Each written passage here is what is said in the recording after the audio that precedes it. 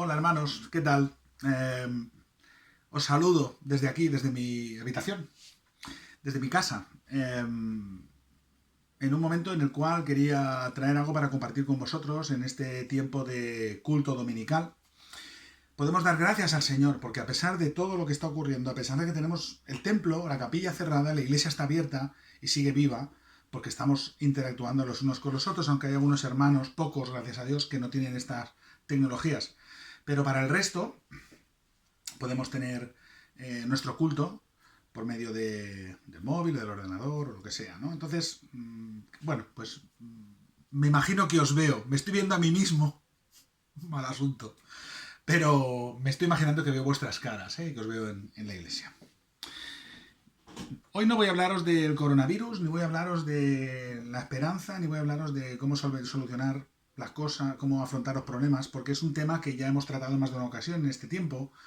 Y que la verdad es que la semana pasada Félix trajo un mensaje para mí increíble para reflexionar y pensar en cómo afrontar todas estas cosas que nos están aconteciendo. Yo traigo un mensaje más sencillo porque la verdad es que era un mensaje que ya tenía pensado antes de que ocurriera todo esto.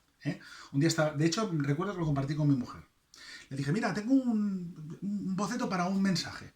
Porque fue leyendo un pasaje de la Biblia que me dijo una serie de cosas y que yo quería compartir con vosotros porque creo que para vosotros también puede ser bueno. Es un pasaje del Evangelio de Juan, en el capítulo 5, los versículos que van del 1 al 18, ahora los voy a leer, pero es un pasaje sobre el que seguramente habréis oído más de una predicación y de dos, porque es el pasaje en el cual Jesús sana a un paralítico. Y ese pasaje es en el cual me gustaría que pudiéramos detenernos hoy un momentito y poder reflexionar alguna cosa. Dice así, Juan 5, del 1 al 18, por si lo queréis seguir conmigo. Os he dado tiempo para buscarlo. Después de estas cosas, había una fiesta de los judíos y subió Jesús a Jerusalén. Y hay en Jerusalén, cerca de la puerta de las ovejas, un estanque, llamado en hebreo Betesda, el cual tiene 5 pórticos. En estos yacía una multitud de enfermos, ciegos, cojos y paralíticos, que esperaban el movimiento del agua. Porque un ángel... por eso. Porque un ángel descendía de tiempo en tiempo al estanque y agitaba el agua. Y el que primero descendía al estanque después del movimiento del agua, quedaba sano de cualquier enfermedad que tuviese. Y había allí un hombre que hacía 38 años que estaba enfermo. Cuando Jesús lo había acostado y supo que llevaba ya mucho tiempo así, le dijo, ¿quieres ser sano? Señor, le respondió el enfermo, no tengo quien me meta en el estanque cuando se agita el agua. Y entre tanto que yo voy, otro desciende antes que yo. Jesús le dijo, levántate, toma tu lecho y anda. Y al instante aquel hombre fue sanado y tomó su lecho y anduvo. Y era el día de reposo aquel día, era domingo, bueno, era sábado, porque los judíos celebraban el sábado, pero era nuestro domingo. Entonces los judíos dijeron a aquel que había sido sanado, es día de reposo, no te es lícito llevar tu lecho. Él le respondió, el que me sanó, él mismo me dijo, toma tu lecho y anda. Entonces le preguntaron, ¿quién es el que te dijo, toma tu lecho y anda? Y el que había sido sanado no sabía quién fuese, porque Jesús se había apartado de la gente que estaba en aquel lugar. Después le halló Jesús en el templo y le dijo, mira, has sido sanado, no peques más, para que no te venga alguna cosa peor. El hombre se fue y dio aviso a los judíos, ojo, que Jesús era el que le había sanado. Y por esta causa los judíos perseguían a Jesús y procuraban matarle, porque hacía estas cosas en el día de reposo. Jesús les respondió, mi Padre hasta ahora trabaja, y yo trabajo. Por esto los judíos aún más procuraban matarle, porque no solo quebrantaba el día de reposo, sino que también decía que Dios era su propio Padre, haciéndose igual a Dios. En este pasaje hay 3 participantes, 3 personajes, con distintas posiciones, con distintas actitudes, y de los cuales me gustaría que pudiéramos aprender algo. Y yo sabéis que me gusta tener 3 puntos, a veces hago 5, a veces hago 4, pero 3 puntos y el pasaje mismo me los da. Son el paralítico, los fariseos y el propio Jesús. El primero es el paralítico. Dice que este hombre llevaba 38 años paralítico y estaba en el estanque para ver si podía llegar a tiempo al agua y curarse, como estaban todos allí en el estanque, estaban para lo mismo, pero no le daba tiempo, claro, el hombre paralítico, entre que se arrastraba, pues seguro que llevaba un cojo, un ciego, un tuerto, un manco. un tuberculoso, un leproso, y se curaba antes. No le daba tiempo. Y Jesús le dice, toma tu lecho y anda. O sea, ya puedes andar tú solo. Cógete el lecho, haz algo, cógete el lecho y vete. Y el hombre se va caminando con su lecho. Pero como hemos visto, eso estaba prohibido en el día de reposo. El día de reposo, el sábado, era el día que los judíos dedicaban a Dios. Igual que nosotros el domingo dedicamos el día al Señor. De hecho, nosotros hemos recogido la tradición judía, lo que dice la palabra del Señor, el Antiguo Testamento, y es lo que hacemos. Dios dio unas normas, Dios explicó una serie de cosas para que la gente respetara ese día y viera la trascendencia de tener un día a la semana para dedicar al Señor. Pero todas esas normas que Dios había dado le servían ahora al pueblo para estar encorsetado y eran obstáculos muchas veces, ¿no? No puedes caminar más de 1 milla, no puedes hacer esto, no puedes levantar la cuchara para comer más de 3 veces porque estás trabajando. ¿Qué es trabajar y qué no es trabajar? Todas estas polémicas eran motivo de polémica para los fariseos y debatían sobre estas cosas en las sinagogas. Total que claro, ellos ven a aquel hombre cargando un lecho que era trabajar, en teoría era trabajar, y le dicen, ¿qué haces? Que no puedes llevar el lecho y que es sábado. Dice, es que el que me curó me dijo que lo hiciera. Y luego más tarde, tras ver a Jesús, va a buscar a los judíos y le delata. Y dice, ese es el que me curó. Seguramente sin intención, porque le habían preguntado. Y el hombre, pues, cuando lo ve, sabe reconocer quién es el que le había curado y se lo dice a los fariseos. La verdad es que el paralítico, perdóname la expresión, pero parece un poco tontito. Un poco simple, un poco sencillo. Le curan y no sabe muy bien y ahora tal, y yo cojo el lecho, no, pues ahora no. Espera, que ha sido aquel, ¿no? Se chiva de dónde está Jesús. La verdad es que parece una persona un poco simple, con poco entendimiento. Sin embargo, Jesús cuando lo ve, no ve eso. Jesús cuando lo ve, ve una necesidad. Una persona que está padeciendo, una persona que lo está pasando mal, una persona que lleva tantos años sin caminar, que seguramente toda su vida ha sido paralítico. Seguramente había otros enfermos, pero Jesús se fijó en ese. ¿Por qué? Pues no lo sé. Pues no lo sé. Es posible que fuera movido a compasión, que tuviera misericordia, pero lo que está claro es que Jesús se fijó en su necesidad. Disculpadme. Mejor. Jesús se fijó en su necesidad, porque Jesús sabía que llevaba mucho tiempo así. Dice el texto, que Jesús sabía que llevaba todo ese tiempo paralítico. Y nosotros también nos encontramos con gentes con necesidades. Y muchas veces nos quedamos en lo superficial y no en lo que necesitan. ¿Cuántas personas con necesidades están a nuestro alrededor? ¿Cuántas? Pero no caemos o no queremos verlo, que es peor. Y cuando hablo de necesidad no solo hablo de esas personas que tienen hambre, que a veces vienen a la iglesia o a las que estamos ayudando como iglesia, o personas que están a nuestro alrededor, que se quedan sin trabajo, que no tienen un hogar. No solo me refiero a eso, que también, pero no solo a eso.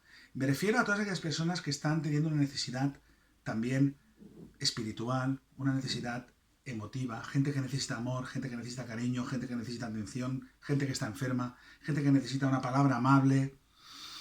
Tantas y tantas cosas, tantas y tantas necesidades que hay en el mundo, ¿verdad? ¿Alguna vez habéis visto a alguna persona con necesidad, pobre, borracha, indigente, entrar en la iglesia? Yo he visto varias, ¿eh? ¿Cuál es nuestra actitud? ¿Nos quedamos en lo superfluo? ¿En lo que vemos? ¿O nos quedamos con la necesidad de la persona? No solo la física, ¿eh? Porque muchas veces tras esa situación de pobreza, de marginación, de indigencia, etcétera, está el hecho de que no han llegado a conocer a Jesús y eso les ha hecho llegar a donde han llegado. Pero son personas que necesitan a Jesús y no podemos dejar de ver la necesidad a nuestro alrededor. Y no solo eso, sino que también debemos actuar, como hizo Jesús. A veces decimos, a mí al menos me lo han dicho más de una vez, y yo lo he dicho más de una vez, es que a la iglesia viene mucha gente rara, ¿eh? Es que a la iglesia viene mucha gente extraña. Ya, claro, porque tienen necesidades. Y por eso vienen a la iglesia, porque tienen necesidades, porque vienen los necesitados. Y porque la iglesia debe ser un sitio abierto en el que se acepta a todo el mundo por igual. sin importar su condición social, su riqueza, su pobreza, etc. Todo el mundo debe ser admitido en la iglesia como tal. Pero es verdad que muchas veces decimos, vienen los raros a la iglesia. Y es que son gente con necesidad. Y no podemos permitirnos tener indiferencia en nuestro corazón. Porque ¿sabéis qué pasa? Que nuestro corazón mental, es la morada del Espíritu Santo. Es la morada de Dios. No podemos permitirnos tenerlo frío, tenerlo helado. No podemos permitirnos tener un corazón que le da igual lo que ve, que no se conmueve, que no siente. Porque entonces no estamos funcionando bien. Tenemos que fijarnos en las necesidades de las personas que están a nuestro alrededor, de las personas que vienen a la iglesia, de las personas que están en nuestro trabajo, en nuestra familia, en nuestros vecinos. Debemos saber detectar esas necesidades e intentar ayudar. En segundo lugar están los fariseos. Los fariseos solo se fijaban en las formas, en lo que era correcto. Tenían buena fe, pero estaban desencaminados. Ellos no vieron que era un milagro. No se pensaron, este hombre, ¿por qué va con el lecho? ¿Era paralítico y ahora camina? No pensaron en nada de eso. Solo se fijaron en que estaba quebrantando el día de reposo, estaba rompiendo las normas, estaba incumpliendo con lo que estaba establecido. La verdad es que me parece que al paralítico un poco simple le dio bastante igual. Caminaba, y antes no. Pero los fariseos no reparaban en esto, sino en que era sábado, en las formas. La verdad es que los fariseos son de las personas más denostadas de la historia, no solo en la religión, sino en el mundo. De hecho, la palabra fariseo hoy en día se utiliza como sinónimo de hipócrita.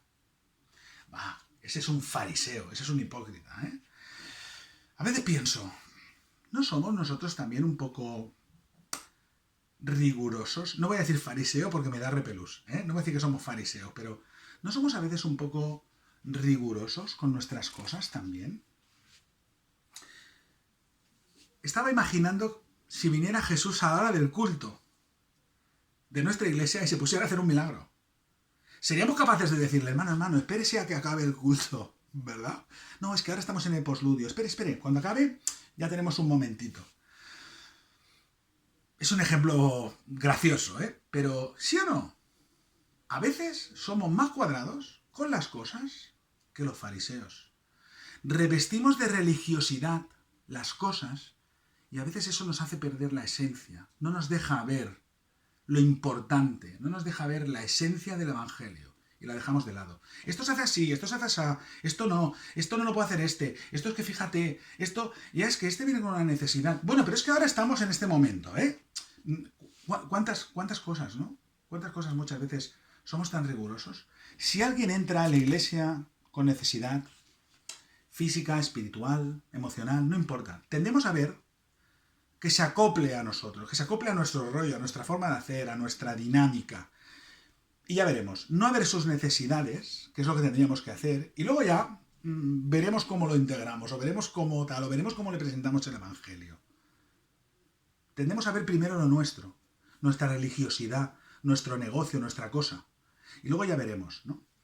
Que no nos estropee el culto, que no nos estropee el momento, que no nos estropee lo que estaba estipulado en ese momento. Los fariseos tenían buena intención. De verdad, querían agradar a Dios. Querían seguirle realmente. Pero su propio sistema religioso de normas les impedía ir un poco más allá. No dejemos que nos pase lo mismo. No dejemos que nos pase lo mismo. Dice el texto que los fariseos querían matar a Jesús. Primero, por hacer cosas en sábado, por incumplir con el día de reposo. Y segundo, porque él decía que era el Hijo de Dios.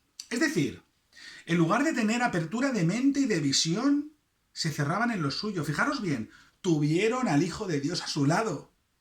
Y no supieron reconocerle, y no supieron seguirle, no supieron escucharle. Imaginaros por un momento lo que sería hoy tener a Jesús con nosotros, ¿no? Que llegáramos el domingo a la iglesia y Jesús estuviera allí, hablando. Pues ellos no supieron reconocer, no supieron beneficiarse de eso, al contrario, fueron a por él. Qué lástima, qué lástima. Uy. Por último está Jesús. Sé que lo digo mucho, pero Jesús es la caña. Jesús es una pasada. Jesús es inigualable, es increíble. Primero, él ve la necesidad de la persona. No le sana para demostrar nada. No le sana porque quiere hacer un milagro en ese momento para mostrar alguna cosa, no. Le sana porque sabía que llevaba 38 años enfermo y es movido a compasión. Había otros enfermos, había multitud. Jesús podía haber curado a todos si hubiera querido. Pero escoge a este porque ve su necesidad. Jesús ve la necesidad de cada uno de nosotros, porque es el Hijo de Dios y se preocupa por nuestras necesidades y por las necesidades de los demás. Pero lo que más me impacta de este texto, y lo más importante de todo para mí, lo que más me ha hecho pensar, es lo que le dice a los fariseos. Fijaros lo que dice, mi padre hasta ahora trabaja y yo trabajo. O sea, dice una frase totalmente lógica, una frase llena de sentido. Mi padre está trabajando, ¿cómo voy a descansar yo? Yo trabajo también, me da igual que sea sábado. Es decir, a Jesús le da igual el momento, le da igual la situación. Pensad una cosa, el día de reposo lo había establecido Jesús, ¿eh? Lo había establecido Dios. Jesús, Dios hecho hombre, había establecido todas esas normas del sábado y se las estaba saltando porque le daba igual, porque Él trabaja.